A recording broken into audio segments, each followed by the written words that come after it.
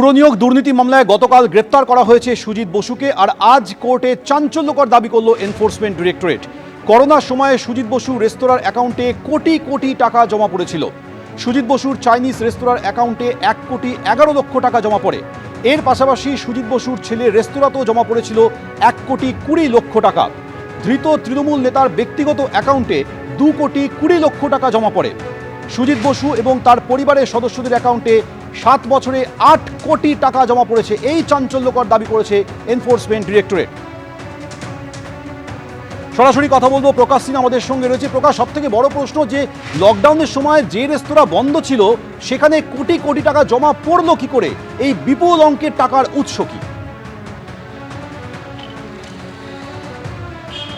দেখো, এটাই কিন্তু সবচেয়ে বড় প্রশ্ন। এখন ইডি আধিকারিকরা তদন্ত করে দেখছেন এবং আজকে ইডির আইনজীবী তরফে এই সওয়াল করা হলো যে তারা যেটা দেখছেন যে কোনো না কালে যে সময় দোকানপাট বন্ধ, পুরোপুরি লকডাউন, রাস্তাঘাট শুনশান, সেই সময় সুজিত বসুর নিজের অ্যাকাউন্টে 2,20,00,000 টাকা জমা পড়ছে। তার ছেলের যে বেঙ্গল ধাবা, সেই বেঙ্গল ধাবার অ্যাকাউন্টে 1,20,00,000 টাকা, এবং সুজিত বসু যে নিজের চাইনিজ রেস্তোরাঁ, সেই রেস্তোরাঁর অ্যাকাউন্টে 1,10,00,000 টাকা। অর্থাৎ করোনাকালে 4.5 কোটি টাকা এই তিনটে অ্যাকাউন্টে জমা পড়েছে। কোথায় থেকে আসলো এই টাকা? যেটা দেখানো হচ্ছে, ইনকাম ট্যাক্সের রিটার্নে দেখানো হচ্ছে বা অ্যাকাউন্টে দেখানো হচ্ছে যে রেস্তোরাঁ বা ধাবার বিক্রি করে সেই টাকা এসছে। কিন্তু সেখানেই প্রশ্ন যে লকডাউনে, যখন পুরোপুরি লকডাউন, রাস্তাঘাট শুনশান, ফাঁকা রাস্তা, দোকানপাট বন্ধ, কোথায় থেকে এই টাকা আসলো? আজকে ইডি তরফে এটাই দাবি করা হচ্ছে যে এই টাকাই হচ্ছে দুর্নীতি টাকা। অর্থাৎ চাকরি বিক্রি করে একাধিক দুর্নীতিতে যে টাকা এসেছিল, সেই টাকায় করোনাকালে অ্যাকাউন্টে জমা পড়েছে।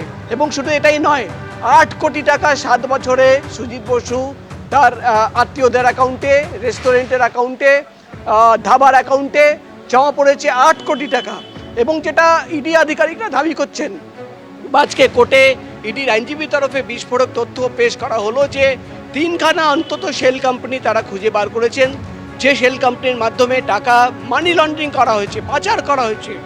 এবং এখানেই শেষ নয়, যেটা বলা হচ্ছে যে সুজিত বসু সেই দক্ষিণদ্বারী শ্রীভূমি এলাকায় তিনি কিন্তু একটা বিল্ডিংয়ের 3টে ফ্লোর নিজের এবং নিজের আত্মীয়দের নামে করে নিচ্ছেন।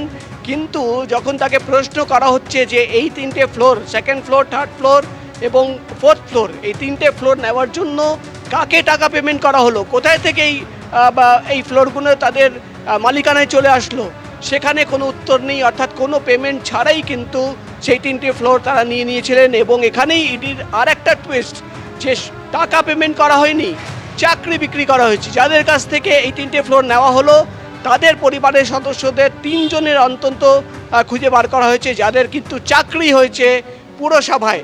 অর্থাৎ শুধু টাকা নয়, ফ্ল্যাটের বিনিময়ে কিন্তু চাকরি দেওয়া হয়েছে।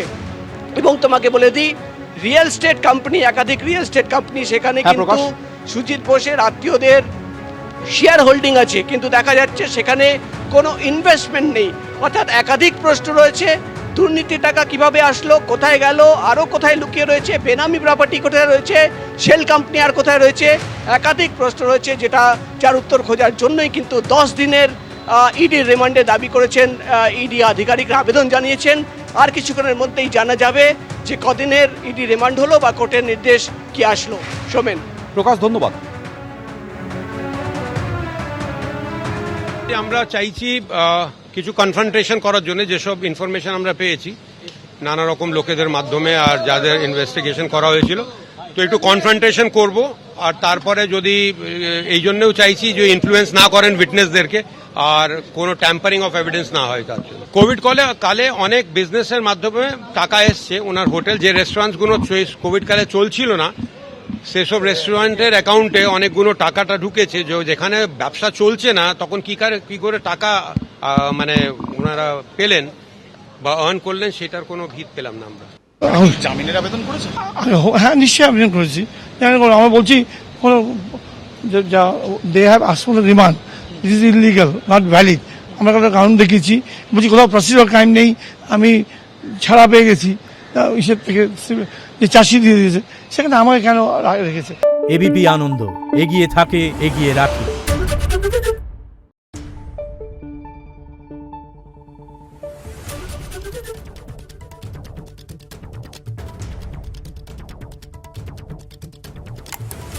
রেস্টুরেন্ট